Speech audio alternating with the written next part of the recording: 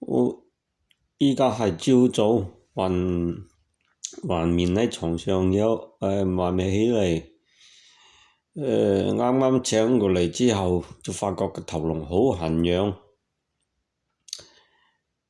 馬上按任其自然反應就係咳咗出嚟啦。咁點辦呢？咳嗽呢係正常人經常有嘅。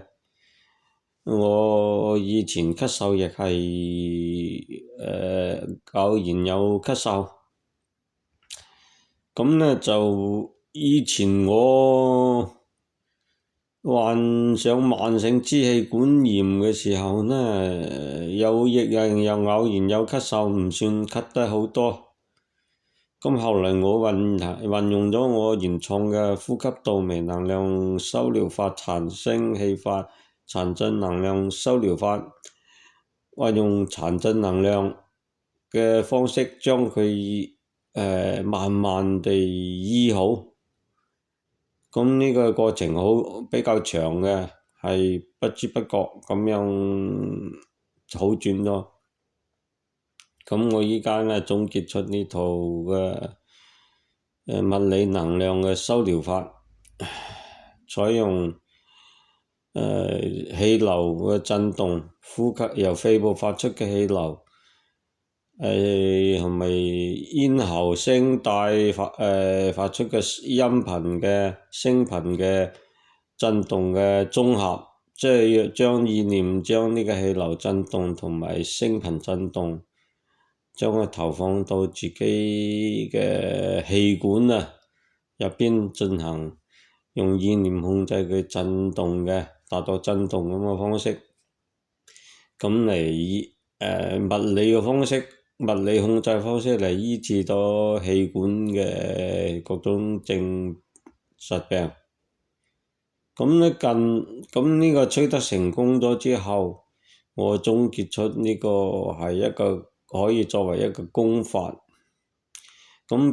繼續喺日常治療嗰個好多症狀入邊呢，好多疾病症狀入邊都取得咗成功相應嘅一定嘅成功啦。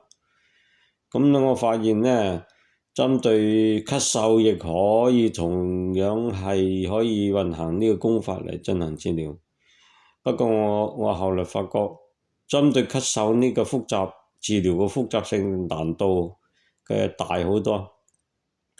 咁呢，佢咳嗽有各種嘅情況因素嘅咳嗽。咁呢，就要喺咳嗽嘅當下呢，就根據自己嘅修療嘅經驗同埋功力，要調選出對咳嗽嘅當下嘅症狀，運用嘅招式、調試嘅招式要對路，嘅能量密碼要啱當下嘅咳嗽嘅情況係嘅原因同埋嘅感覺。咁呢，就對應呢個咳嗽進行修療。咁呢，使佢首先最重要係頂呢個修療咳嗽嘅震動嘅能量嘅密碼招式呢，喺使自己嘅咽頭呢，一面做一面覺得舒服，能排除到咳嗽嗰種痕癢嘅同埋過敏嘅感覺嘅，咁清除佢嘅，並且呢使自己覺得咽喉舒服嘅，咁嗰啲招式密碼先能夠成功嘅。咁我依家喺日常修療咳嗽嘅教化性咳嗽入邊，亦積累好多經驗啦，同埋判斷啦。最緊要係臨病嗰下嘅判斷力，然後自己調選咗合適嘅招式，咁呢就咳嗽呢就會比較容易控制同清除。如果唔係呢，好似人體嗰個咳嗽其實就係一種自我牽連嘅防護力，就係自己牽連嘅咽喉嘅反應，就係自己咽喉入邊有唔舒服、有痕癢、有過敏嘅跡象，或者其他病引起嘅刺激嘅，咁咧佢就作出一種防護嘅反應，咁咧佢就會咳出嚟啦。自然任其自然咧，佢就咳嗽啦。咁但係咳嗽雖然係防護，雖然係亦係一種物理能量嘅一種可以講話係一種自我天然機制嘅修療嘅療法。咁咧就呢個療法咧係顯然反應嘅，但係咧佢作出呢個反應之後，個副作用好大喎。佢會放大咗我咽喉嘅唔舒服嘅狀況喎，所以你好容易引起重複咳嗽啦。再咳落去，可能放大佢，又跟住咳個不停。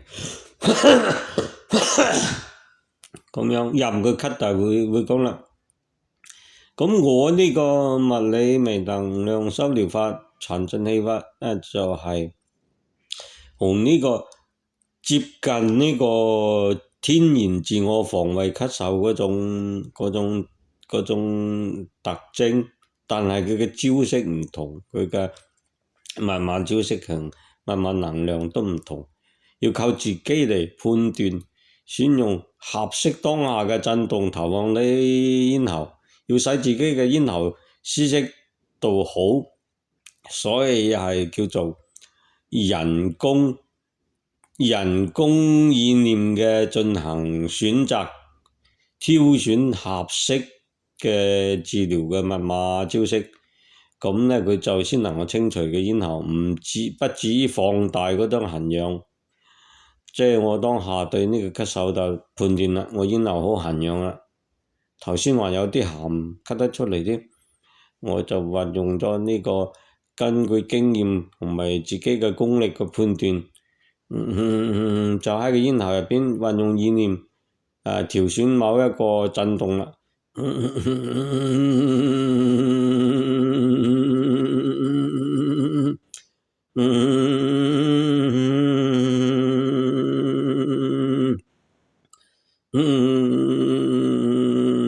咁我當下呢個震動模式呢，唔一定以後都會相似嘅喎，就要積累，只不過積累自己嘅修療成功嘅經驗，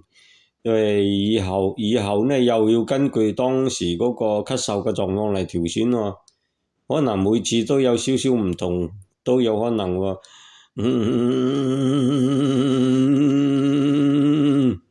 我依家係合住個嘴，呢個招式就係個震動喺個咽喉嗰度痕癢嗰個點，對象嗰個點，運用意念將肺部出嚟嘅氣流震動、聲帶震動、音頻嘅震動，綜合起嚟，將意念投放到痕癢嘅地方，痕癢嘅咽喉位置，並且要試喎。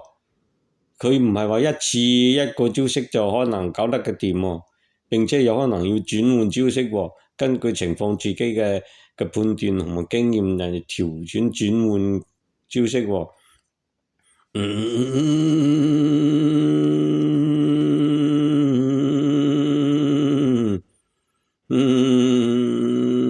我研創咗呢個呼吸道微能量修療法、殘震氣法呢，呢個好處其中之一就係可以喺床上邊，當你喺床上邊發生呢個症狀嘅時候呢，你唔需要起床，可以直接面喺床上邊運行呢個修療，直接喺床上邊一邊休息一邊進行修療都得。所以呢個功法好適合嗰啲年紀大嗰啲人呢。將來萬一起唔佢隨住年紀增大，以後個腳行動唔方便啦。對於有啲並且有啲係長期要臥床嘅嗰啲病人啦，或者老年人長期臥床嘅啦，咁咧點辦呢？佢又起唔到身去鍛煉身體啊，起唔到身去做其他嘢嘅時候，當處於呢種階段嘅時候，我呢個功法，如果你早學識學會並且運用熟練積累經驗嘅話，當你處於呢種狀態嘅話，咁呢就可以自己自我進行修療，直接眠喺床上邊修療，唔需要乜嘢其他人幫手，直接就自己運行，用意念運行呢個震動，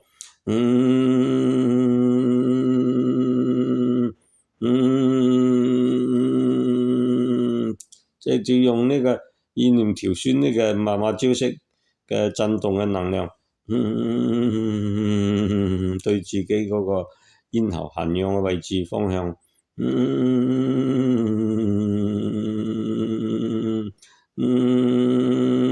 嘅震動呢，呢個係理性嘅震動，係有選擇嘅震動，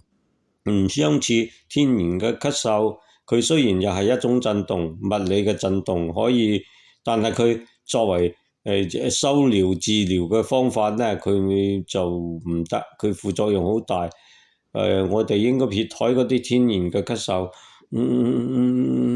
天然咳嗽呢，佢誇大咗你嗰個咽喉嗰個痕癢，就會反覆咳嗽，咳完出嚟一陣又要重複再咳。所以佢呢個身體嘅天然嘅咳嗽嘅設計呢，就冇咗我呢個功法咁嘅理性咁嘅智慧，佢只係靠天然反應，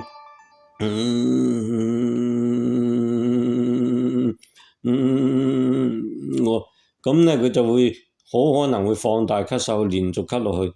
我呢個呢個修療方法呢，唔係殘震能量修療法，就係要理性嘅，要自己判斷力嘅，要選擇嘅，要轉變嘅。自己如果唔啱當下嘅，試過之後嘅招式唔啱，馬上要轉調其他嘅招式。總之要選到自己喺度修療嘅時候，震動嘅時候，覺得嘅咽喉係舒服嘅，咁嘅招式先得。呢個頻率同埋呢個密碼嘅方向，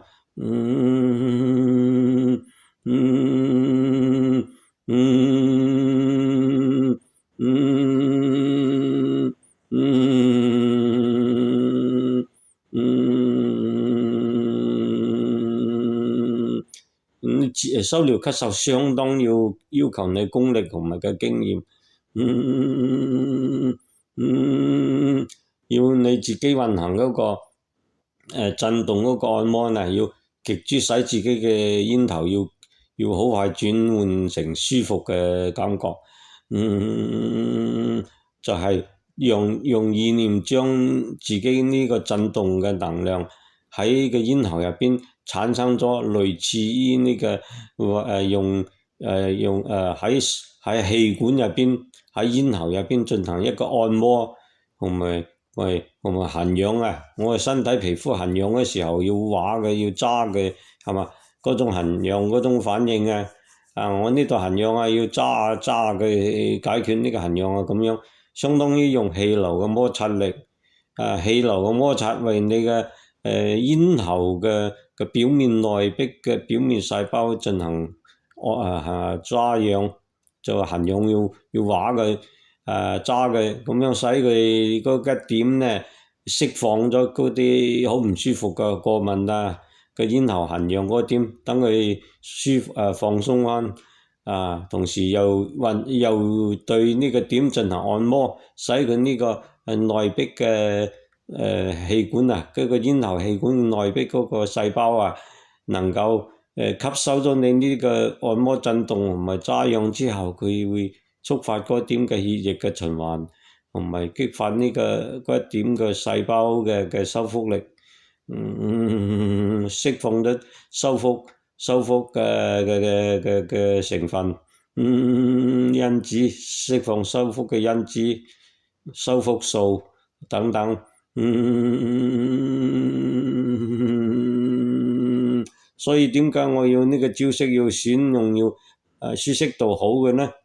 就係你修療嘅過程之中產生嗰個按摩同埋揸痕癢嘅效果之後，佢呢個內表嘅細胞就會慢慢釋放出呢個修復素、修復營養嗰個成分出嚟，佢就會好轉啦。如果唔係你還係任佢咳嗽，沿用嗰種咳嗽牽延嘅嗰種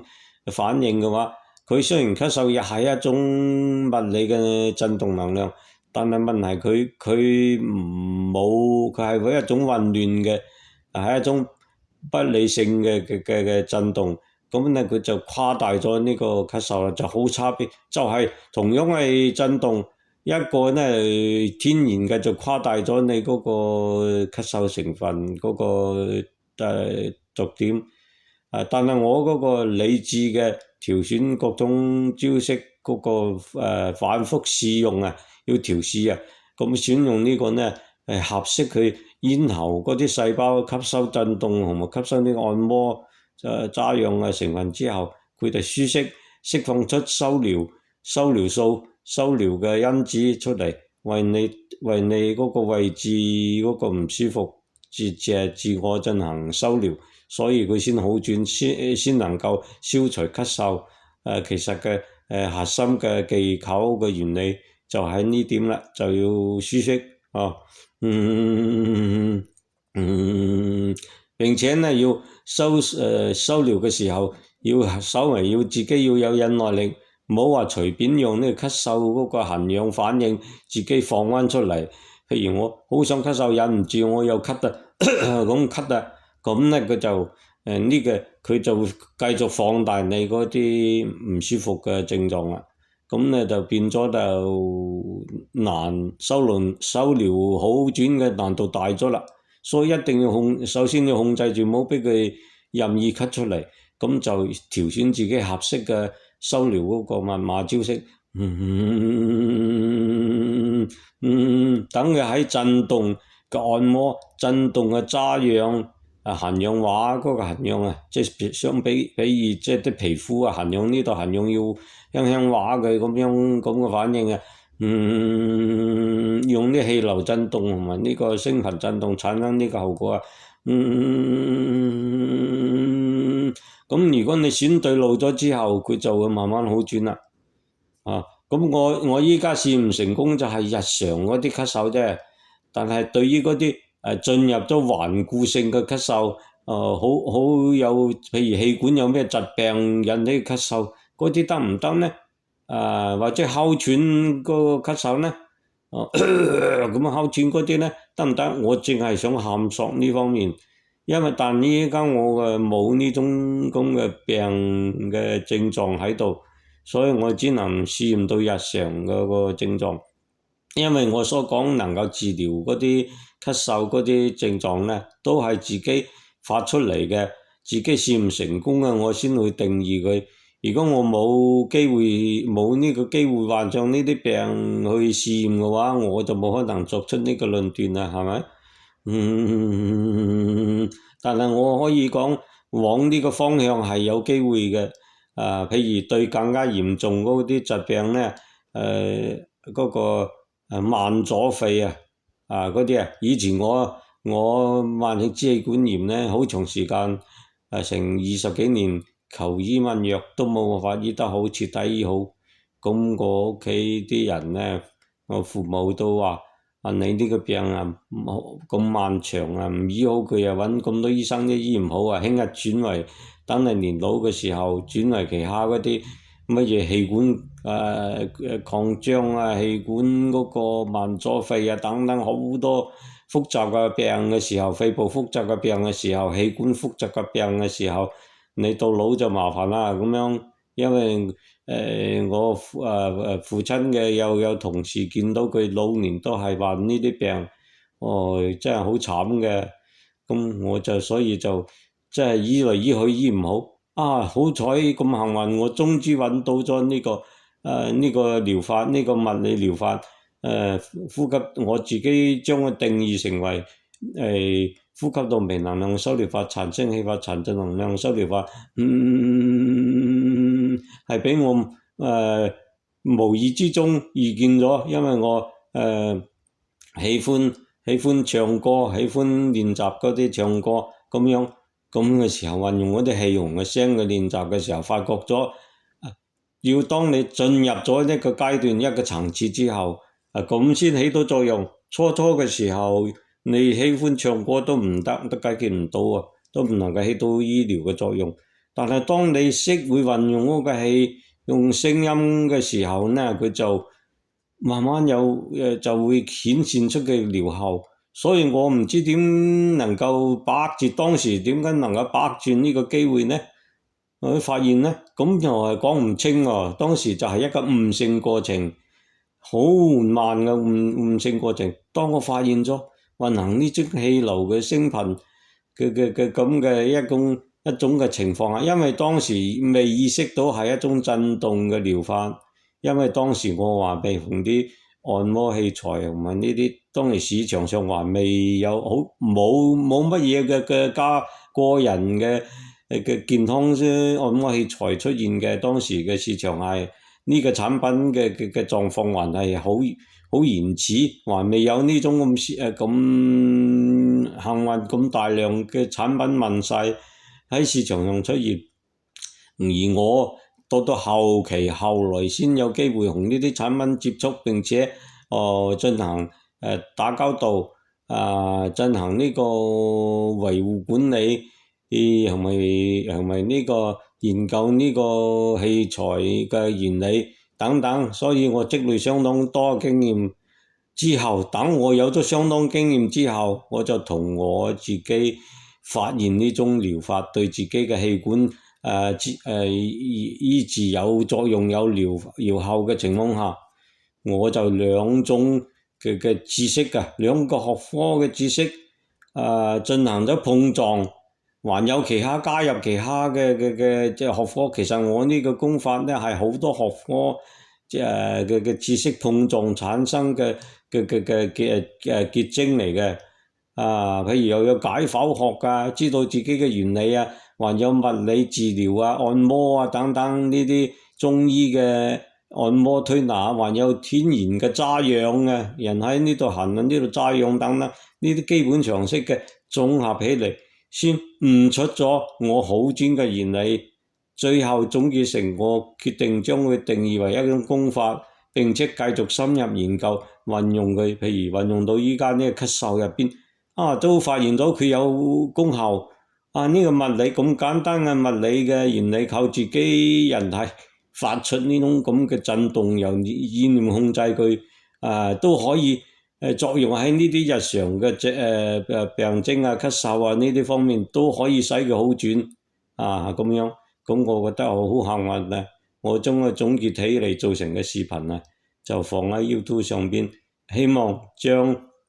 我自己嗰啲經驗推廣，係嘛，有益於其他大眾，係咁先。